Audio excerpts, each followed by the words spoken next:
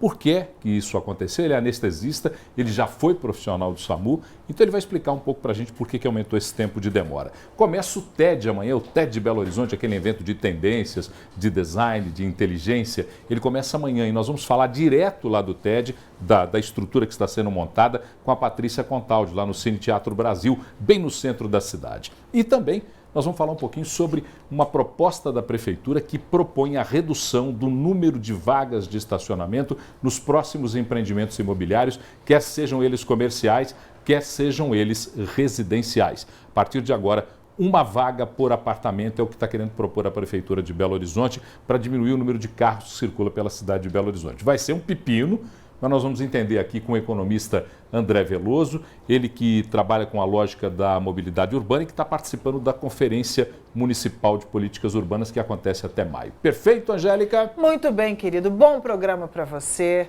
Você sempre trazendo boas informações com responsabilidade. Eu tenho muito orgulho disso. Vai aí então com o seu programa e segunda-feira a gente se encontra de novo. Segunda-feira a gente se encontra. Um ótimo final de semana para você. Para você também. E nós começamos aqui, a partir de agora, o Redação BH News.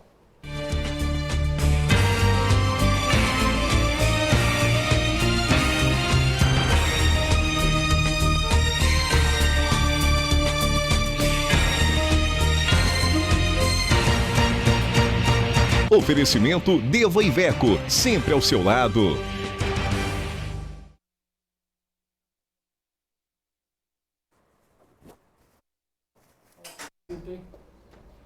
Tem um comercial de 30, não tem?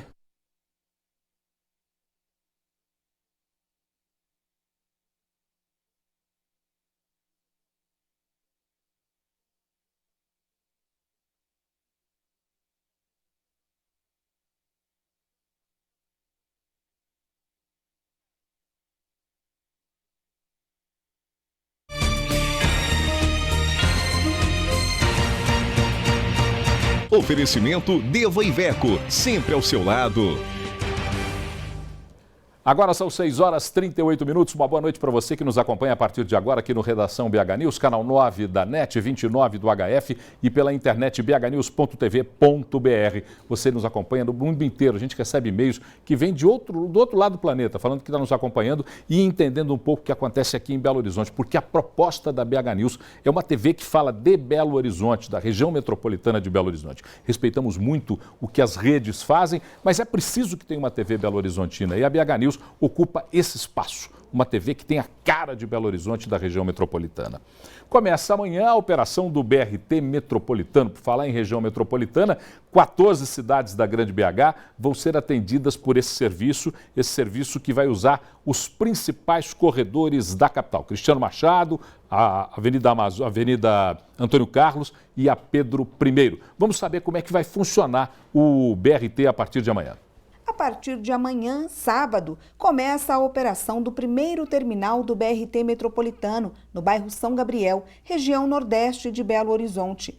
A operação integra o sistema MOVE da capital, com as linhas de ônibus de Santa Luzia, Sabará, Caeté, Jaboticatubas, Nova União e Taquaraçu de Minas.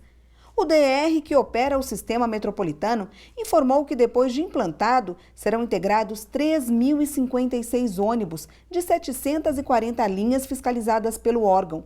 Ao todo, o sistema integrado metropolitano pretende transportar mais de 21 milhões de passageiros por mês. A previsão é que sejam investidos 162 milhões de reais na construção dos terminais Vilarinho, São Gabriel, Morro Alto, Justinópolis, Ibirité, Sarzedo e Bernardo Monteiro. No mês de maio, ainda com estruturas provisórias desmontáveis de metal, começam a operar as estações São Benedito, em Santa Luzia, e Justinópolis, em Ribeirão das Neves. O sistema completo só estará operando em 2015. Todo o trajeto do BRT Metropolitano, que atenderá 14 municípios da Grande BH, será feito pelos corredores Cristiano Machado, Antônio Carlos e Pedro I. A BH Trans garante que o sistema MOVE nos corredores da Antônio Carlos e Cristiano Machado estará operando integralmente até o final do mês de maio e que o corredor da Pedro I ficará pronto para a Copa do Mundo. Bom, a nossa expectativa é essa mesmo, né? Que o corredor da Pedro I, que Antônio Carlos, que a Cristiano Machado opere com o BRT MOVE a partir até a Copa do Mundo, até antes da Copa do Mundo, porque esta obra é uma das obras que compõem o tão falado legado da Copa. E nós estamos precisando ganhar alguma coisa com a Copa. Porque até agora, pagar a conta de 20 bilhões de reais para a Copa do Mundo, uma Copa que tinha sido prometida, eu vou resgatar esse vídeo. O presidente Lula e o ministro dos Esportes à época prometeram em rede nacional que a Copa não usaria dinheiro público. E nós já estamos chegando nos 20 bilhões, dos quais 80% desses 20 bilhões são de dinheiro público. Então é preciso que alguma coisa venha em troca. Já que nós estamos pagando a conta, que nos devolvam alguma coisa, e o BRT é uma obra de mobilidade, se não é aquela melhor, a mais adequada para o momento, já é alguma coisa para transformar a realidade do transporte em Belo Horizonte. Mas o SAMU, que é o Serviço de Atendimento Móvel de Urgência, teve o seu tempo de atendimento, tempo de resposta de atendimento, acrescido em 3 minutos. O tempo ideal, de acordo com a Organização Mundial de Saúde, é 10 minutos, mas tempo ideal é tempo ideal. A gente não consegue, às vezes, trazer o tempo ideal para uma cidade que está sofrendo de problemas de mobilidade urbana, como é Belo Horizonte. Mas vamos entender um pouquinho no VT por que isso está acontecendo. Pode rodar o VT.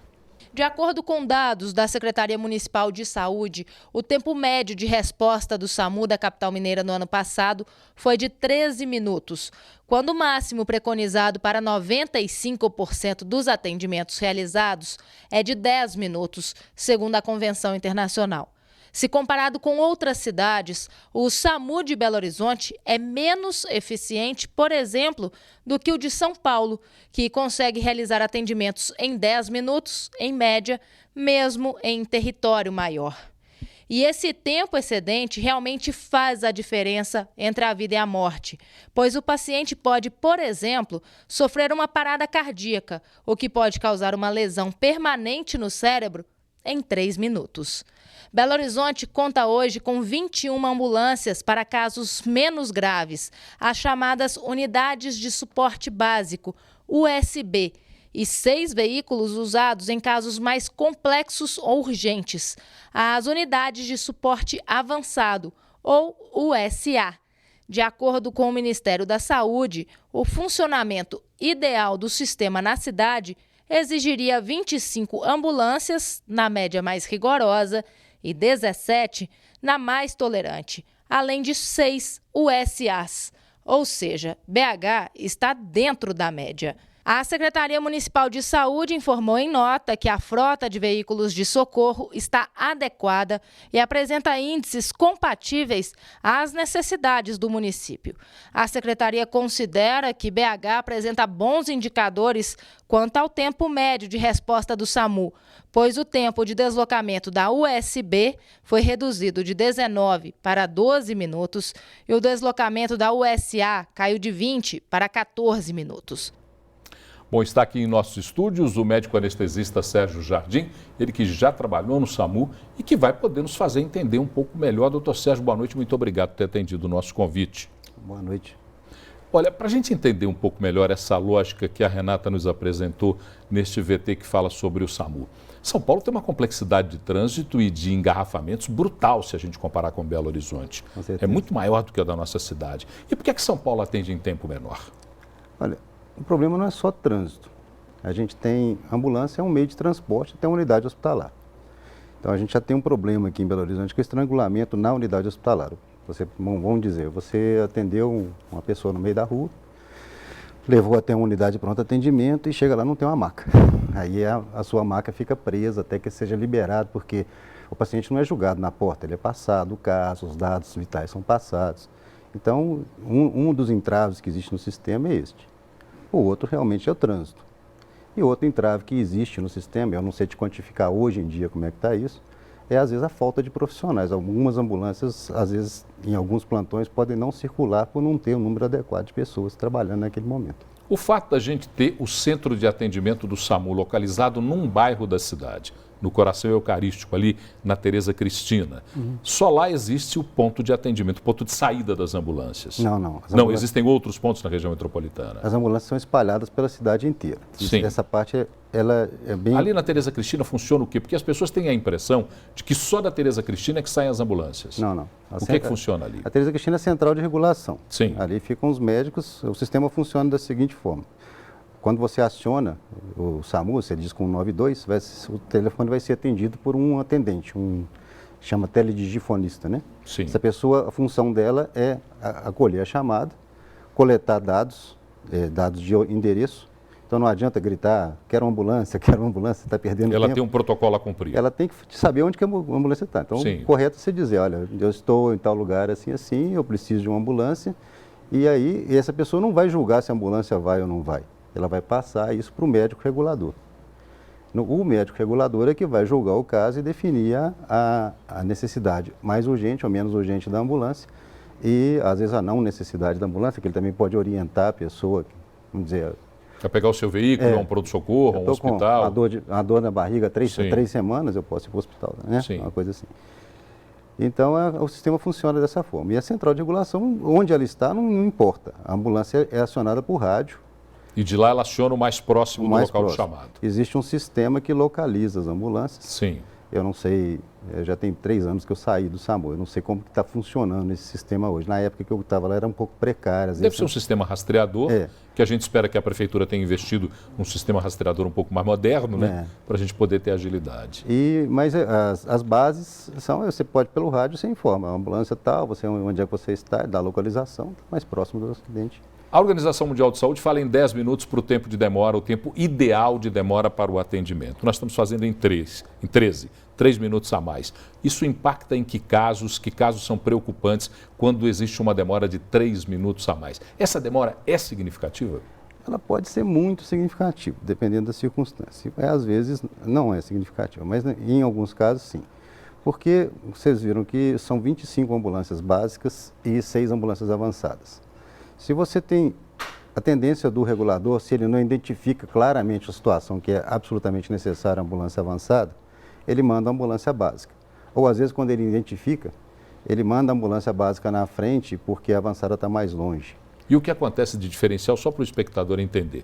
Na avançada são equipamentos mais aprimorados para o atendimento e a básica é a básica. A avançada tem um médico, uma enfermeira, e tem todo o sistema de suporte avançado de vida. Perfeito. A básica tem 2 técnicos de enfermagem treinados, o motorista treinado para transporte, o motorista tem nas duas, né? Sim. E o sistema... Senão ela não daria, bem lembrado. E tem o sistema, assim, não tem o mesmo número de drogas, porque os técnicos não podem usar algumas drogas e tal. Mas ela é bem completa, ela tem inclusive desfibrilador, a ambulância básica nossa. Na sua opinião, o que pode ser feito em Belo Horizonte? Não, primeiro eu queria entender um pouquinho. Os motoristas, quanto tempo o senhor trabalhou no SAMU? Trabalhei no SAMU de 2002, quando ele virou SAMU, né, deixou de ser resgate, até 2010. Então o senhor trabalhou 8 anos dentro do SAMU, na realidade do SAMU. A educação dos motoristas, dos outros motoristas, impacta na mobilidade das ambulâncias do SAMU? De certa forma, sim. A gente vê muito... As pessoas geralmente têm boa vontade em dar passagem para a ambulância, só que elas têm uma boa vontade caótica. Então, se todo mundo se organizasse, se a ambulância está vindo, você escuta a ambulância, você simplesmente desloca o carro para a direita e deixa a pista da esquerda para a ambulância, seria o ideal, o sonho de todos nós. Mas acontece, primeiro assim, uma pessoa raciocina que ele tem que ir para a esquerda, outra que tem que ir para a direita, os dois bloqueiam a ambulância. Estabelecida a confusão. Outra coisa que acontece muitas vezes, o motorista sai para dar passagem na ambulância, mas ele não deixa o que está na frente sair também, ele acelera o carro e não deixa que o outro saia para... Então, assim, você tem que ter uma noção de que a ambulância tem que passar. Outra coisa que acontece com muita frequência que os motoristas reclamam é que às vezes o motorista, naquela vontade de ajudar, ele faz alguma coisa absurda. O motorista da ambulância é treinado para aquilo, ele é um profissional altamente treinado. A primeira preocupação dele é a segurança da ambulância e do paciente. Sim. Então, se você não sabe o que você vai fazer, não faça nada. Continua mantendo a sua linha de trânsito, não vai para a direita nem para a esquerda, o motorista vai se virar para sair de você. Quem tem que ter o reflexo é o motorista, da ambulância e não o motorista que está na frente. Se você vê que você pode ajudar sem prejudicar o trânsito, porque a pior situação seria você jogar o carro para o lado e bater no carro do lado. Você criou mais uma vítima no... Mais um problema para o próprio SAMU atender. E o que pode ser feito, na sua opinião, para abreviar esse tempo de resposta no atendimento? A primeira, eu acho que a Prefeitura tem trabalhado nisso, né? Mas as dificuldades que a gente tem, as unidades de pronto atendimento vivem lotadas.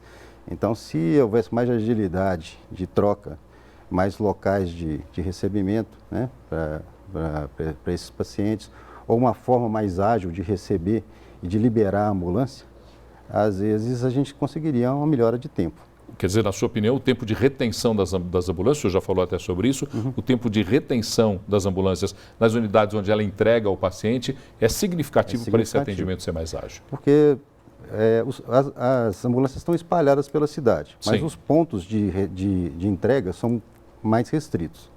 Então, às vezes você chega no João 23, onde eu trabalho, você chega lá, tem 5, 6 ambulâncias. E o João é um sistema até que agiliza bem a saída da ambulância. Mas tem 5, 6 ambulâncias. Então, assim, você tirou a ambulância que está lá em Venda Nova, trouxe lá para o João 23. Ou você tirou uma ambulância, entendeu? E aí elas não estão mais onde elas deveriam estar, aumenta o tempo de deslocamento.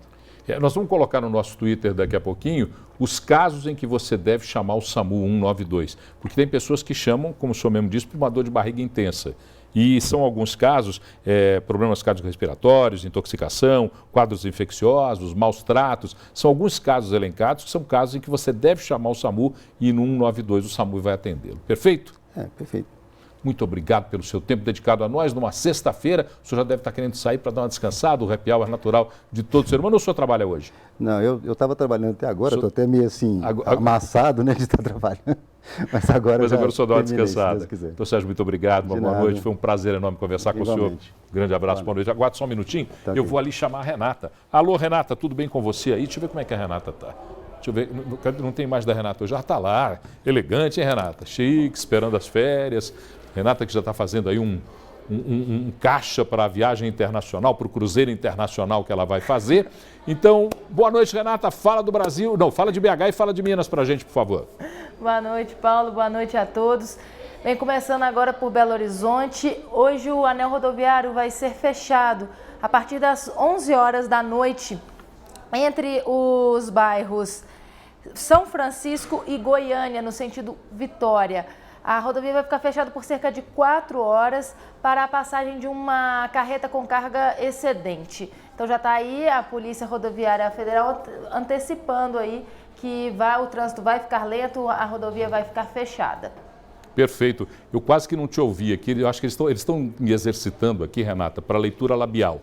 Todo dia eles me dão aqui um exercício de leitura labial. Eu fico olhando para você, na ansiedade de te ouvir, e eles não me dão seu áudio. Mas é assim mesmo, a vida. Um dia isso melhora. Eu tenho fé que um dia isso melhora. Mais notícia, Renata?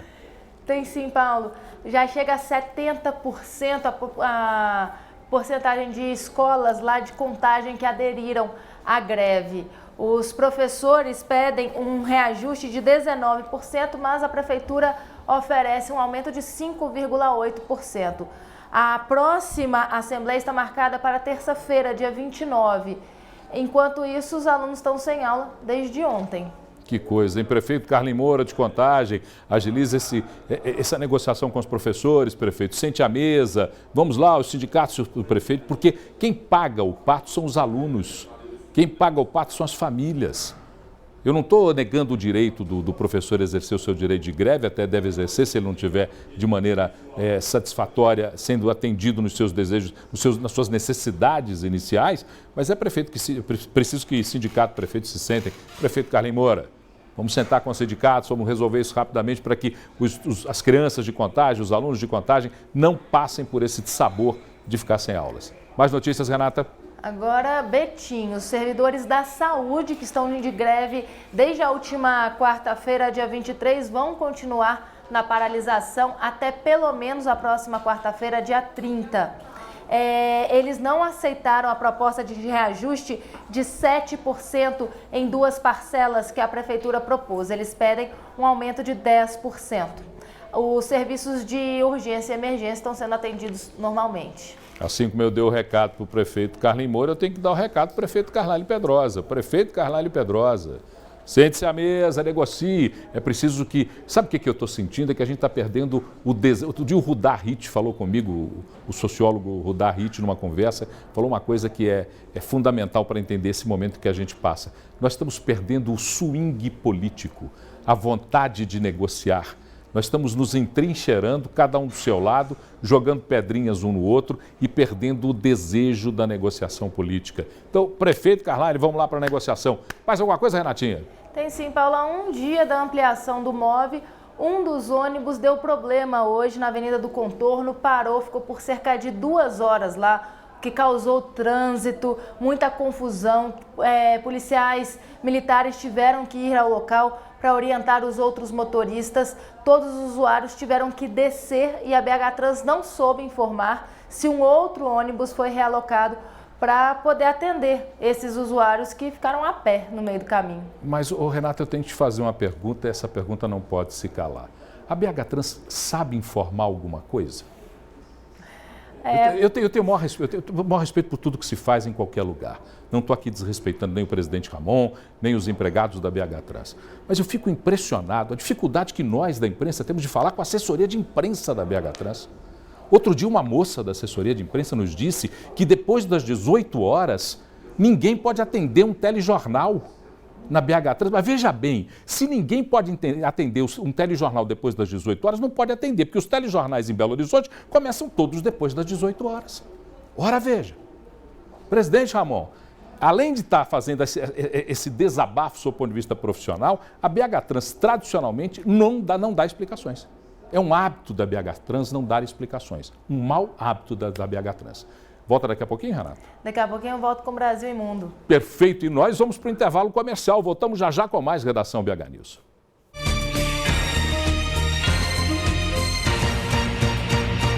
Oferecimento Deva Iveco, sempre ao seu lado.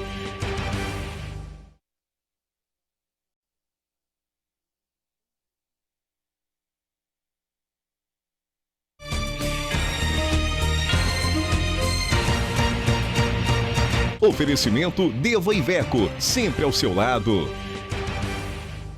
Olha, nós ficamos sabendo agora, de última hora, da saída, da retirada do Sinduscom da mesa da Conferência Municipal de Políticas Urbanas, que acontece até o final de maio. Isso foi uma notícia que nos chegou agora. Eu estava no jornal, o João Paulo Costa, nosso produtor, nosso jornalista produtor, me disse aqui dentro, olha, o Sinduscom está saindo dessa discussão. Então, para entender um pouco melhor, nós pedimos para que o João ligasse ao vice-presidente da área imobiliária do Sinduscom, Lucas Guerra, para conversar conosco, para entender um pouquinho melhor dessa retirada do Sinduscom das discussões da Conferência Municipal de Políticas Urbanas. Lucas Guerra, boa noite, é um prazer falar com você. Alô. Lucas, está me ouvindo? Estou te ouvindo, o prazer é todo meu de falar. Perfeito. Lucas, vamos entender um pouco melhor do porquê da retirada do Sinduscom das mesas de negociações da Conferência Municipal de Políticas Urbanas. A Conferência Municipal de Política Urbana é um fórum que é realizado pelo setor técnico, o setor empresarial e o setor popular. Nesse fórum, a Prefeitura apresenta as propostas de modificação do plano diretor. E a conferência está sendo conduzida de uma forma onde não existe uma discussão de fato. A Prefeitura, nisso, só pretende com a conferência, pelo que a gente percebeu até hoje, referendar os projetos conforme eles foram concebidos. Quer dizer, não está havendo de fato uma discussão. O plano diretor que está proposto, a alteração que está proposta pelo plano diretor, ela rasga a lei de uso e ocupação de solo e faz uma lei nova. Isso com uma discussão de apenas 3 sábados, quer dizer, não é uma discussão que está conduzindo e levando a uma discussão efetiva com a sociedade. A sociedade não foi ouvida sobre os planos são muito intensos, existe uma redução de coeficiente na cidade inteira, para 1.0, quer dizer, você poderia construir um terreno de 1.000 metros, apenas 1.000 metros de construção, e a Prefeitura venderia o excedente disso daí. É um assunto muito polêmico, mas a sociedade, de um modo geral, tem que ser ouvida, quer dizer, não é uma decisão que pode ser tomada rapidamente, da forma como está proposto pela Prefeitura. Olha, Lucas, você não é o primeiro ator dessa conferência que assim se manifesta. Ontem esteve aqui uma arquiteta e urbanista, Sérgio Missior também esteve aqui, o representante da Associação Comercial de Minas também, todos falando da mesma forma, discutindo um pouco essa imposição dos projetos. Na sua opinião, se houver uma mudança nessa mentalidade da imposição dos projetos pela Prefeitura, há como o Sinduscom voltar a sentar nessa mesa?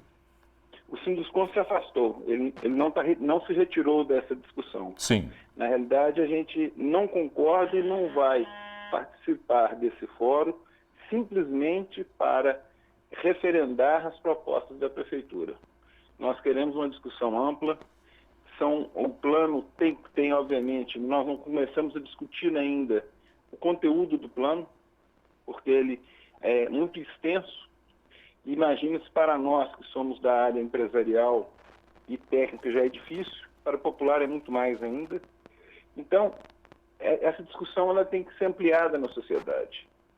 Se houver essa concordância, ampliar essa discussão, em colocar outros temas nessa discussão, o Sinduscon não vai se furtar de forma nenhuma a colaborar com a sociedade. O Sinduscon, quero deixar bem claro, o Sinduscon, SMI e Secov, nós somos amplamente favoráveis ao planejamento da cidade.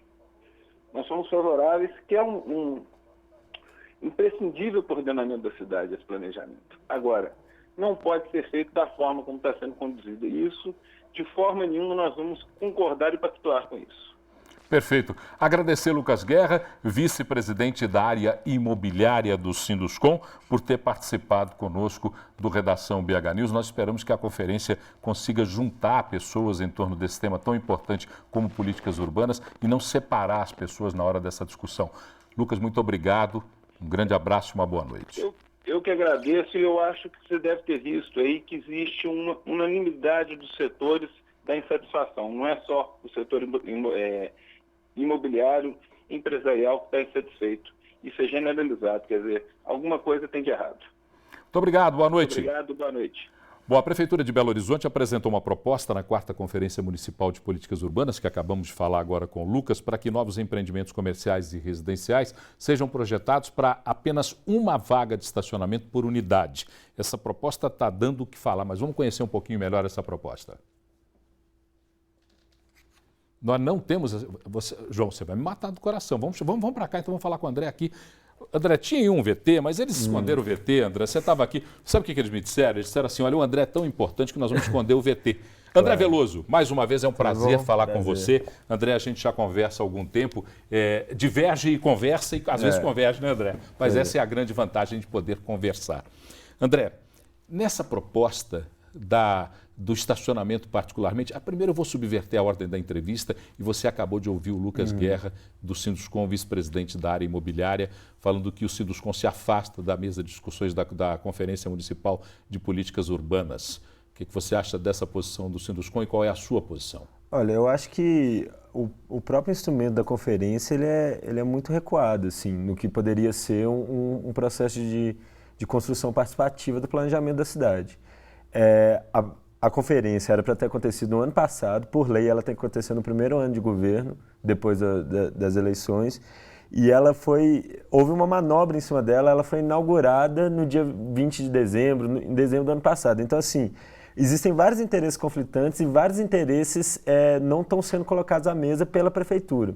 Um deles, o principal, é a questão das operações urbanas consorciadas, que é um instrumento previsto no Estatuto das Cidades, mas é quase um instrumento de exceção, de atuação sobre a cidade como exceção. Explica um pouquinho para o telespectador o que é uma operação urbana consorciada. É uma operação, é uma intervenção no espaço urbano, uma nova forma de construir no espaço urbano que vai, de uma certa forma, a revelia do que está posto no plano diretor. Ela é um projeto especial, é como se fosse um projeto de exceção para o espaço da cidade. E assim, desde o ano passado está se debatendo muito a questão da Operação Urbana 9BH, que só de área direta de intervenção é 7% da área da cidade. Se você pensa que isso tem um impacto na área adjacente, então 15% da área da cidade está sendo diretamente atingida por um projeto que não está sendo discutido na conferência. A gente sabe que a operação urbana tem uma legislação específica, ela tem que ser discutida, por exemplo, com a população que vai ser atingida, e ela não está sendo discutida. Então, assim, a Prefeitura, assim, há vários anos, não tem aberto espaços de diálogo com a população, apenas com setores privilegiados. Agora, alguns setores já estão se sentindo, alguns setores que antes eram privilegiados estão se sentindo incomodados. A gente dos movimentos sociais, a gente sabe como é que é o tratamento truculento deles. Bom, vamos falar um pouquinho então sobre a proposta da Prefeitura da limitação de vagas de estacionamento para novas unidades construídas na cidade. Como é que você vê essa proposta? Olha, essa proposta é um avanço, porque na verdade o que acontece hoje em dia é um absurdo, assim, aqui o estúdio da BH News, aqui perto do trevo, aqui do BH Shopping, no Alto da Rage. Então todo mundo que vem para cá convive diariamente com trânsito, engarrafamento absurdo de uma área relativamente nobre da cidade. Quer dizer, se você pega os empreendimentos do Belvedere, os novos, eles têm 4, 5 andares de garagem sem ter que pagar por isso. Então, assim, cada apartamento tem 4, 5 vagas de garagem sem a contrapartida do impacto social que isso vai ter na sociedade, entendeu? Então, essa proposta da prefeitura, ela vem dos técnicos da prefeitura e é para corrigir um erro histórico, eu acho, entendeu? Ela poderia até ser mais avançada. Mas então... Avançado em quê? Mais avançado em quê? Que se cobrasse, por exemplo, toda a área de garagem fosse cobrada, mas não vai ser. Agora é previsto, né? A proposta é que se prevê que uma vaga de garagem, mais uma vaga de moto, uma vaga de bicicleta, seja de fato prevista por unidade habitacional. Tudo que se for construir além disso vai entrar no cálculo do coeficiente de aproveitamento e vai ser cobrado. E o que fazer com essa arrecadação? Olha, a gente do Movimento Social do Tarifa Zero... Lembrar que você é um dos integrantes do Movimento Tarifa Zero. Você é um militante político bastante atuante. Aliás, respeito muito suas posições. Faço questão de dizer aqui, embora já tenha conversado em alguns lados antagônicos com o André por alguns momentos, mas respeito muito suas posições políticas. E queria saber, então, o que seria feito desse dinheiro que a prefeitura receberia do estacionamento para reverter em que e de que forma? Então, nós discutimos lá no movimento, assim, estamos discutindo com outras associações, com a Associação dos Ciclistas Urbanos, com a nossa BH, e a gente acha assim, nenhuma política de restrição ao uso do carro pode ser separada de uma política de incentivo ao transporte público. E vice-versa, na verdade, as políticas de transporte público, elas restringem o uso do carro também. Então, o dinheiro que seria pago para a construção de garagem tem que ir para um fundo de mobilidade urbana, um fundo de subsídio ao transporte urbano para que se baixe a tarifa, se amplie a frota, se melhore a qualidade da frota. Porque eu acho que só quando o alto escalão da BH Trans, quando o alto escalão da prefeitura começar a usar ônibus, que o ônibus vai melhorar de verdade, né? Que eles vão entender como que precisa melhorar, né? Mas isso vai demorar, meu caro André. André Veloso, economista, um dos batalhadores pela causa da Tarifa Zero, muito obrigado por sua presença aqui, uma boa noite. Eu sei que sexta-feira e você anda de ônibus pela cidade inteira, sexta-feira você deve ter passado um aperto danado para chegar aqui, mas muito obrigado por você ter atendido. Beleza. Obrigado, e a gente está sempre à disposição para dialogar, é isso que a gente faz, a gente quer conversar com a cidade e tentar avançar as pautas dos movimentos sociais. O André é um daqueles caras que tem o que eu falei aqui, que o Rudahit falou outro dia, o André é uma das pessoas que tem swing político. Obrigado, André, um grande abraço. Vamos chamar a Renata? Renata está lá, a Renata estava descansando, João. Eu olhei para a Renata, ela estava ali sossegadinha. Vamos chamar a Renata como, João? Renata, tudo bem, Renata? Brasil e Mundo? Então vamos lá, Renatinha, Brasil e Mundo é com você. Oi, Paulo, estava aqui descansando mesmo. Bem, entre 2000 e 2013, o Brasil registrou 1.758 casos relacionados ao tráfico de pessoas. A maioria desses casos são de pessoas que foram traficadas para serem escravizadas por alguma empresa. A região sudeste é, infelizmente, a campeã nisso. Depois segue a região centro-oeste e, em terceiro lugar, a região sul do país.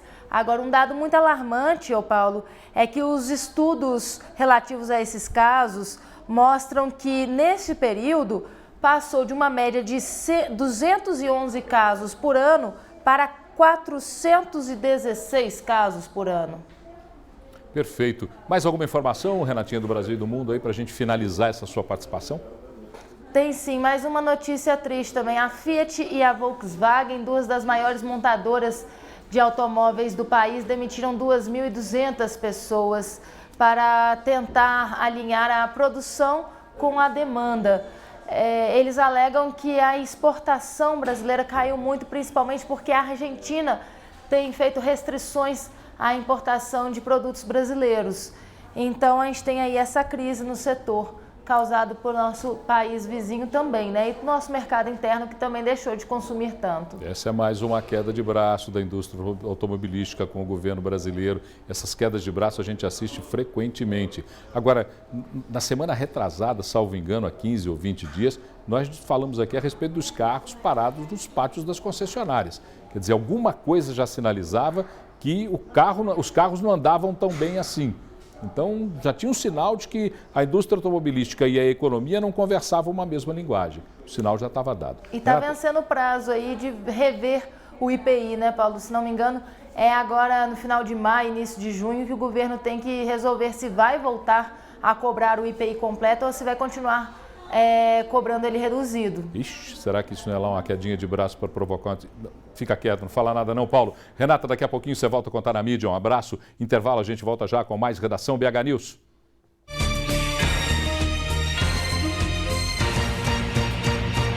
Oferecimento Deva Iveco, sempre ao seu lado.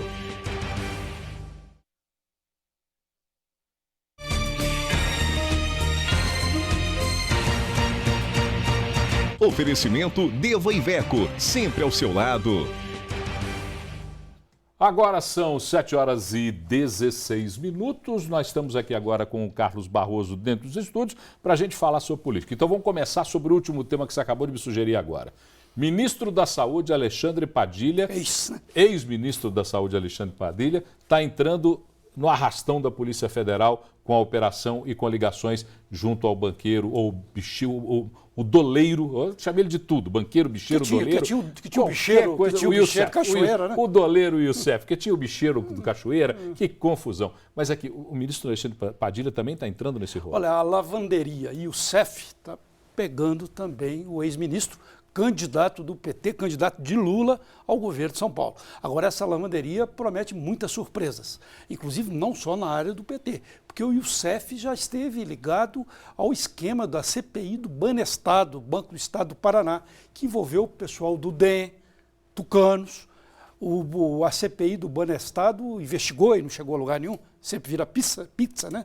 Investigou um esquema de exportação de lavanderia de 80 bilhões de dólares. No Brasil, corrupção não é pequenininha. Isso é no governo José Richa, salvo engano. Não, na Jaime Lerner. Jaime Lerner. Que era do PFL na época, hoje DEM, né? Ligado aos tucanos, mas também tinha envolvimento com tucanos e tudo mais. Ou seja, corrupção no Brasil não é café pequeno. Saindo da CPI, da corrupção, da lavanderia, nós vamos voltar para a nossa cidade, não vamos falar em lavanderia, vamos falar agora de uma nova peça que surge no jogo sucessório, e não no jogo sucessório, mas na eleição de 2014, que é a candidatura a suplente do senador Antônio Anastasia, a segunda suplente do senador Antônio Anastasia, da mulher do prefeito Márcio Lacerda, Regina Lacerda. Como é que você vê isso? Conversei com fontes do PSB, partido do prefeito, fontes da prefeitura, e estão dizendo que é um verdadeiro balão de ensaio. Porque a primeira-dama iria entrar como segunda suplente. Dizem essas fontes que não existe essa possibilidade, embora em política possa ocorrer surpresas, mas que eles tentam, está até ali a foto da primeira-dama, né? A tentativa do PSB com um acordo com o PSDB é de colocar Alexandre Calil, presidente do Atlético, né? Presidente do Atlético, como primeiro suplente de Anastasia, que é um cargo disputadíssimo, porque Anastasia pode virar ministro de Aécio, se ele ganhar a presidência, ou pode se candidatar a prefeito em 2016 e até ganhar. Quem for o primeiro suplente pode virar senador fácil. E para a gente finalizar, o caso do general do Exército, que denunciou torturas na ditadura e que acabou morrendo por um processo que era prática da própria ditadura. Está nebulosa essa morte do general. Muito nebulosa. Tudo indica queima de arquivo. Como 3 camaradas, vamos chamá-los de camaradas, vão entrar no sítio de um general linha dura da ditadura militar, matá-lo, como você disse, por asfixia. Eu conversei com o deputado Nilmar Miranda, né, que foi o autor daquele livro que enumerou dos filhos desse solo, que enumerou os crimes da ditadura. Ele colocou lá 479 mortos e desaparecidos e cerca de 60 mil torturados e investigados. E ele disse que isso aí cheira a queima de arquivo e que é preciso uma investigação forte para não ficar dúvidas sobre isso. Então vira bagunça, né? Ótimo final de semana, Barroso. Você volta na segunda-feira. Um grande abraço. Você também. Deixa eu só virar aqui e falar o seguinte: a obesidade é um tema que preocupa os brasileiros e, mais ainda, quem faz gestão de saúde nesse país. A obesidade hoje é considerada uma doença e impacta com custos na saúde pública do nosso país. Então nós vamos no Nélio Souto, com seu olhar urbano, ele que está lá em Conceição do Mato Dentro e que por telefone conversa com a gente para falar um pouquinho sobre obesidade.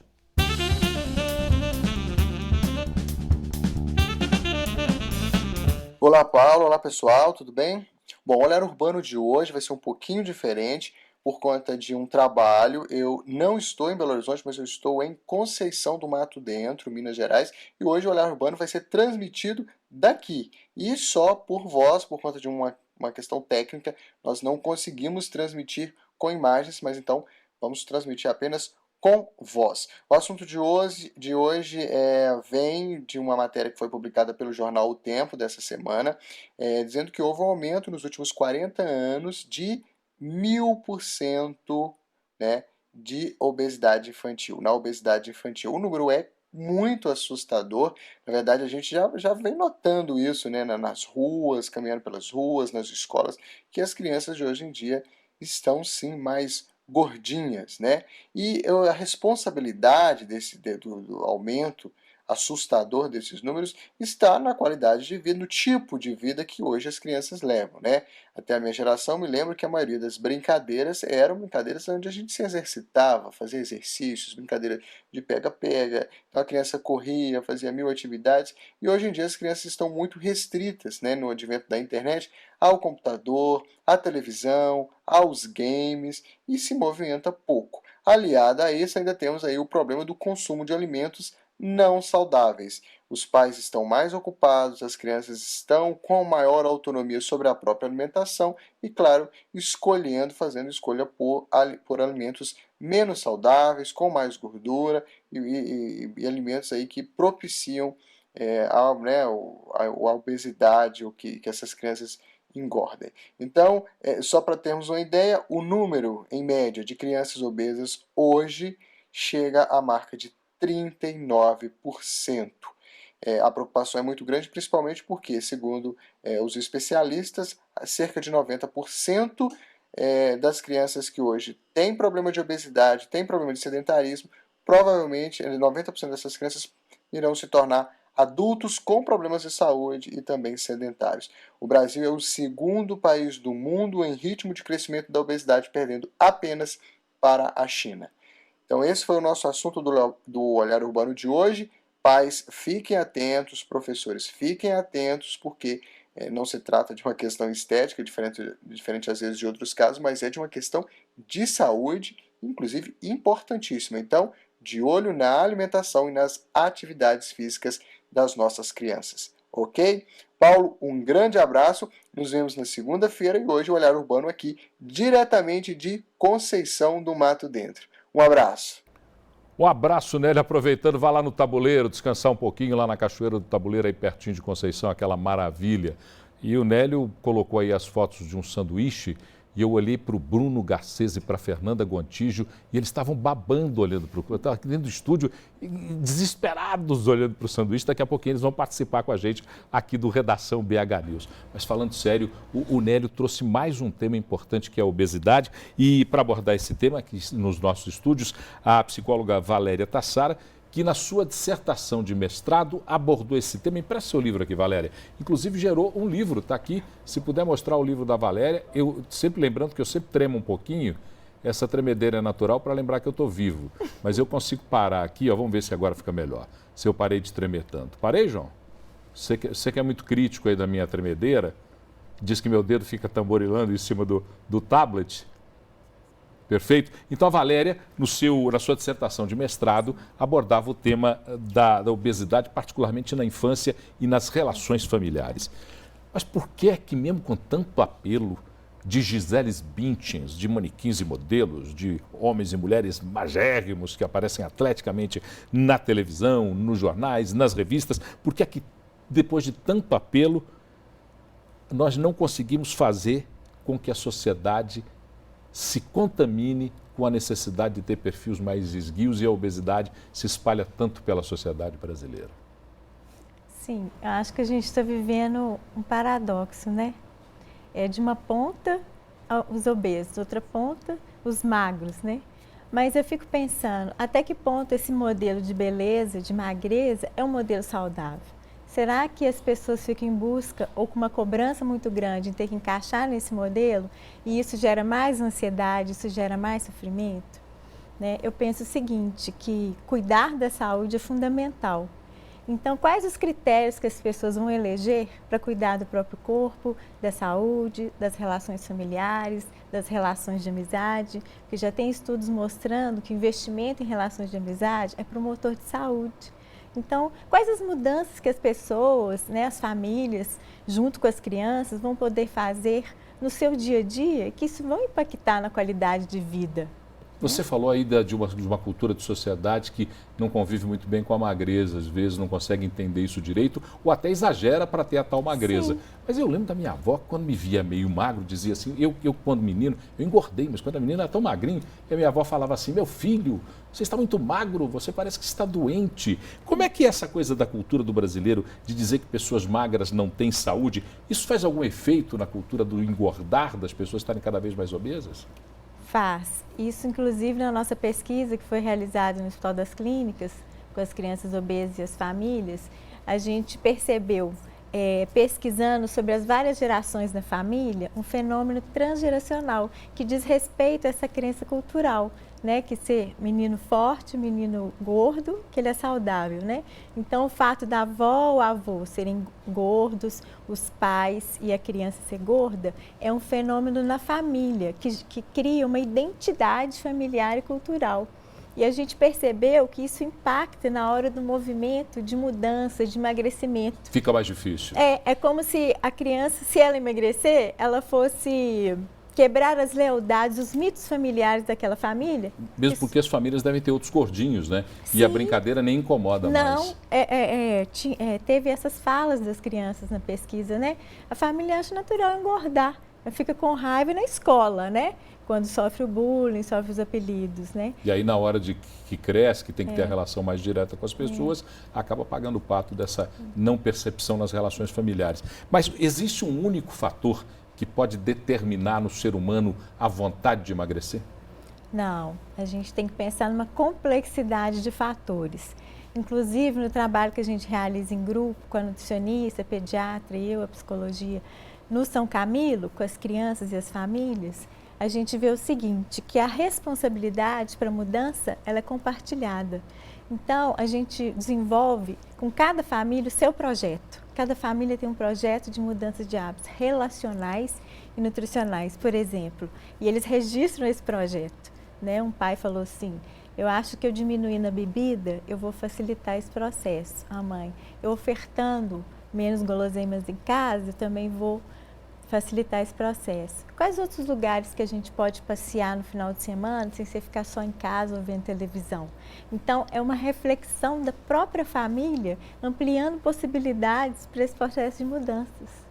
Agradecer a Valéria Tássera, que esteve aqui conosco, a direção do Hospital São Camilo, que tão gentilmente permitiu que você estivesse aqui conosco. Muito obrigado por participar desse tema e vamos voltar mais vezes para a gente falar um pouco mais sobre isso, porque é interessante o que você disse no final. Se não houver um pacto de união familiar, de união entre amigos, de união entre pessoas, um indivíduo só, é muito difícil dizer eu vou emagrecer. Sim. É muito difícil. Muito difícil. Não consegue. Não consegue. Quase nunca, né? Quase nunca. A não ser que tenha uma determinação incrível. É importante a rede de apoio dele, os vínculos, né?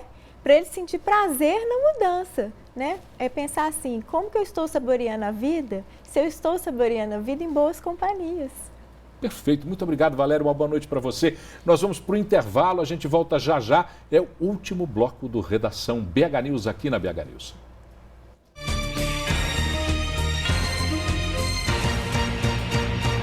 Oferecimento Deva Iveco, sempre ao seu lado.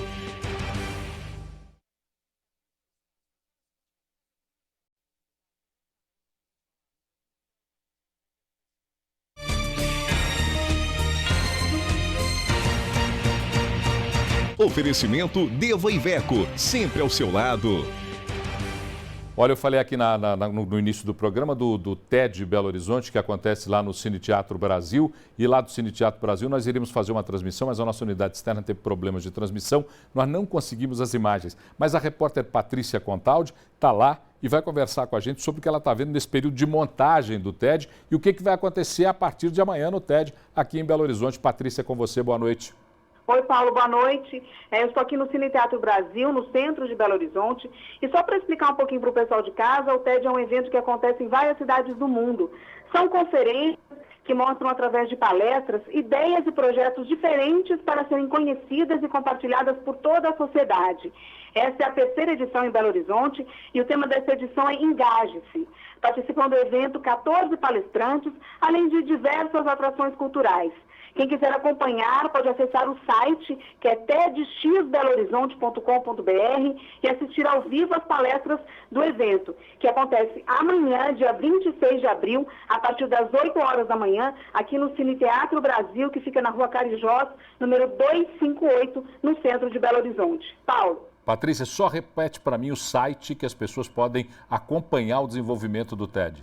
É tedxbelohorizonte.com.br. Muito obrigado, um ótimo final de semana para você. Obrigado, um grande abraço, também. Tchau. Outro, tchau. Bruno Garcês, meu grande amigo, vamos começar a falar de algumas coisas aqui rapidamente, que o João Paulo já está lá, olha meu tempo, João é cruel. Vamos passar rapidinho a rodada do final de semana. Rodada de final de semana, começando pela Série B. Série B, a América joga no sábado, Independência recebe o Ceará às 4h20 da tarde. À noite tem o jogo do Boa com o ABC lá em Natal, às 9 horas da noite. Esses são os jogos da Série B. Na Série A, teremos Cruzeiro, às 4 horas da tarde, contra o São Paulo, no Parque do Sabiá, lá em Uberlândia. E às 6h30, Grêmio e Atlético na Arena do Grêmio. Será a estreia do Leverkusen, como já no banco do Atlético. Já estreia no banco do Atlético. Depende do Carlinhos Neves se ele vai colocar o time titular ou não. Lá joga o Cruzeiro, o Marcelo Oliveira deverá colocar o time titular. Bom, então sábado nós temos o América no Independência e domingo começa com o Cruzeiro jogando contra o São Paulo no Parque do Sabiá.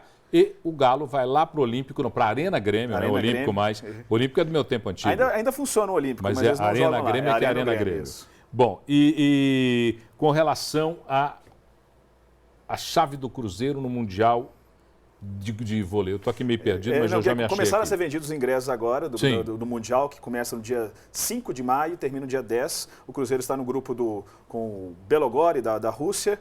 Eu decorei os nomes, Matin Varamin, do Irã, e o Guaynabo, ele estreia no dia 5, às 8 horas da noite, no Mineirinho, com o time Guaynabo Mets, do time Porto Rico. O time de Porto Rico é quem enfrenta, então, o time do Minas. O outro grupo tem os argentinos, o Trentino, que é tetracampeão mundial. Trentino, que é um baita time de vôlei. Então, o Sada Cruzeiro, se passar bem, evita o Trentino na semifinal e, quem sabe, na final, dia 10. O Trentino, que foi o adversário do último Mundial na final. Foi, e ganhou lá em Doha, no Catar. Exatamente. E agora, falando sobre o troféu Maria Lenk.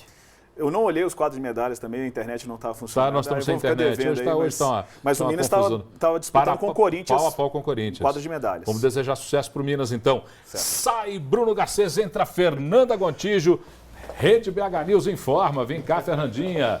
Fernanda, que hoje eu estava passando... Tudo bem? Estava passando pelo Mercado Central. Hoje encontrei com a mãe da Fernanda, conversamos um pouco. E ela deve estar assistindo agora. Então, um grande abraço. Pena que a gente conversou rapidamente ali, falou sobre o trabalho aqui da BH News e só para ficar sossegada, porque a Fernanda está dando um show aqui.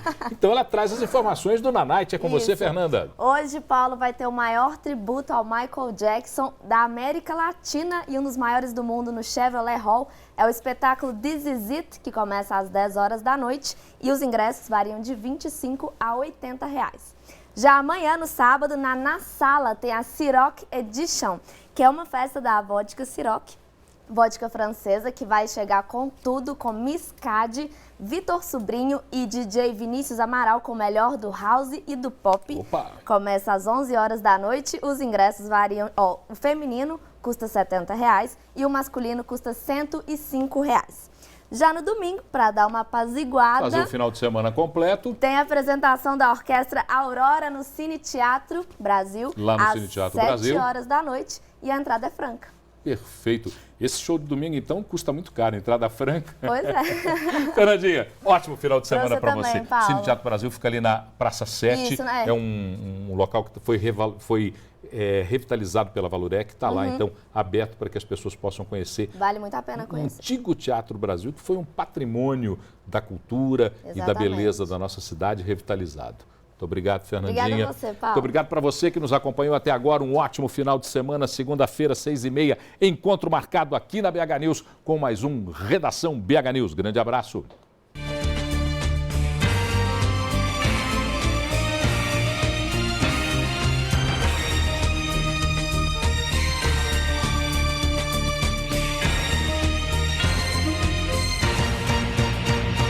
Oferecimento Deva Iveco, sempre ao seu lado.